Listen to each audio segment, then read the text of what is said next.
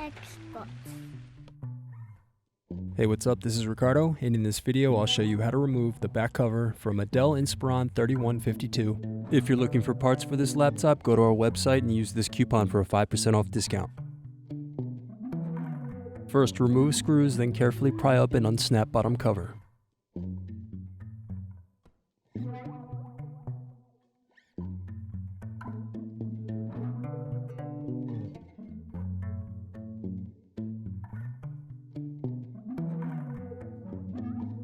Then remove screws, then unplug and loosen hard drive cable. Now remove battery. Now unplug wireless antenna cables. Next, unscrew and remove LCD cable bracket. Now unplug display and LCD cables.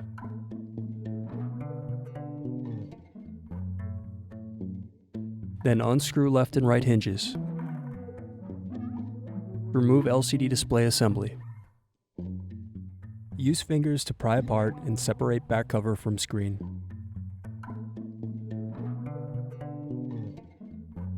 Then unscrew and remove display hinges.